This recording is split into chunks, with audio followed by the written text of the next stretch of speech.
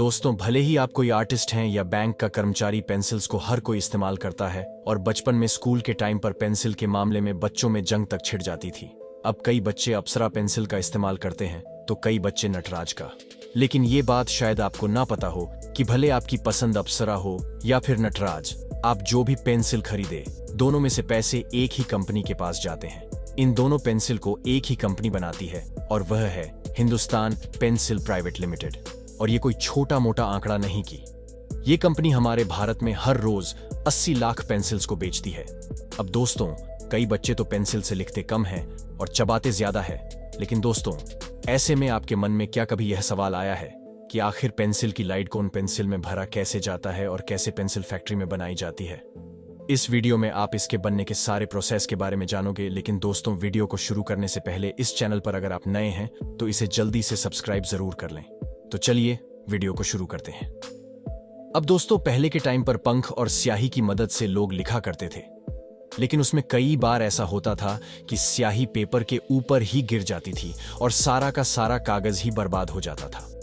अब इसके बाद लोगों ने चारकोल का इस्तेमाल करना शुरू कर दिया, लेकिन उसमें यह समस्या आई कि चारकोल हाथों को ही गंदा कर देता था। अब इसके बाद किसी इंटेलिजेंट जीनियस ने चारकोल को लकड़ी से कवर कर दिया, जिसे आज हम पेंसिल कहते हैं। तो आइए हम पेंसिल बनने के पूरे प्रोसेस को देखते हैं। दोस्तों, पेंसिल बनाने के लिए सबसे पहले उसकी लिड पर काम होता है, जैसे कि ग्रेफाइट किले और पानी के साथ अच्छी तरह आपस में मिक्स किया जाता है। अब इसके बाद प्रेसिंग मशीन इस मिक्सर से लिड को आकार देकर बाहर निकालती है। अब इसके नेक्स्ट प्रोसेसर में लिड को ड्राई किया जाता है और फिर उन्हीं लिड को 1500 डिग्री फ़ारेनहाइट पर पकाया जाता है ताकि ये सख्त हो सके। अब इन लिड को लिक्विड वैक्स में कुछ देर के लिए डुबाया जाता है और अगर कलर पेंसिल बनानी है तो फिर वैक्स या फिर क्लेम में कुछ कलर डालकर उन्हें कलरफुल भी किया जाता है। अब दोस्तों, लिड तो बन गई, लेकिन हम इसे अब लकड़ी में डालेंगे कैसे? दरअसल पेंसिल तो सिर्फ उन्हीं लकड़ियों से बनाई जाती है जो कि बाद में शार्पनर से छील जाए और इतनी कमजोर भी ना हो कि हाथों में ही टूट जाए। और इसीलिए पूरी दुनिया में पेंसिल बनाने के लिए देवदार लकड़ी का इस्तेमाल किया जाता है। अब सबसे पहले लकड़ियों को बड़ी बड़ी सीट में काटा जाता है और मशीन दोबारा कुछ इस तरह से इनके ऊपर सांचे बना दिए जाते हैं जिनके ऊपर लीड को रखा जा सके। सबसे पहले इन सांचों में अच्छे से भरी जाती है और फिर इसमें लाइट्स को डाला जाता है ताकि वो अच्छी तरह से अपनी जगह पर चिपक सके। इस तरह की एक और वुडन शीट को इसके ऊपर रखा जाता है। अब इन शीट को रखकर इन्हें कंप्रेशर मशीन में डाल दिया जाता है, जो कि दोनों तरफ से 900 किलो का फोर्स लगाते हैं और करीब 1 घंटे तक यह प्रोसेस चलता है। ऐसा करने से लकड़ियां एक दूसरे से चिपक जाती हैं। अब बारी आती है लकड़ियों की सीटों को पेंसिल में बदलने की। उसके लिए जो शीट कंप्रेसर में डाली गई थी, अब उन्हें इस मशीन में डाला जाता है, जो कि उन शीट को अलग अलग तरह की पेंसिल की शेप में काट देती है। और नटराज पेंसिल में हेक्सागन शेप को यूज किया जाता है, जिसके लिए यह प्रोसेस 2 बार करना पड़ता है। अब इस काम के बाद इन पेंसिल को हेड नाम की मशीन में डाला जाता है और इस मशीन का काम है उन पेंसिल्स को पैक करना।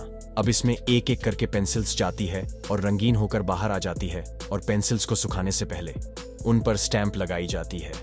अब पेंसिल तो पैकिंग के लिए तैयार है, लेकिन कई बार पेंसिल्स के ऊपर इरेजर भी लगी होती है। अब उसे लगाने के लिए काम बढ़ जाता है। रबर बनाने के लिए रबर को सबसे पहले हीटिंग रोलर में डालते हैं। अब इसमें पुराने खराब हो चुके रबर को भी डाल दिया जाता है और रबर को सख्त करने के लिए इसमें सल्फर भी मिलाई जाती है। अब इस प्रोसेस को तेज करने के लिए इसमें कई सारे कैटलिस्ट भी इस्तेमाल होते हैं, जो कि इस प्रोसेस को तेज कर देते हैं। अब इसके बाद इसमें कलर और वोल्कनाइज ऑयल भी डाला जाता है।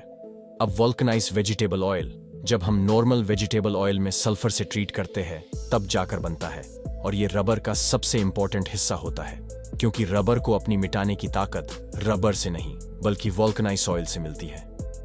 अब जब मिक्सर सख्त हो जाता है तो फिर मशीन की मदद से इसे काटा जाता है और वर्कर्स फिर इन्हें एक स्टीम हीटिंग ओवन में छोड़ देते हैं और बाद में इन्हें पानी में ठंडा होने के लिए छोड़ा जाता है। और इसके बाद एक मशीन इन छोटे आकार में कट कर देती है और इस तरह एक मशीन एल्यूमिनियम को पेंसिल पर लगाती रहती है और दूसरी मशीन रबर को आकार के हिसाब से पेंसिल पर लगाती रहती है और इसके बाद आपकी पेंसिल आपके पास आने के लिए तैयार है। तो दोस्तों, आप बचपन में कौन सी पेंसिल यूज करते थे? कमेंट करके हमें जरूर बताएं और इस वीडियो को लाइक करके चैनल को सब्सक्राइब करना ना भूलें।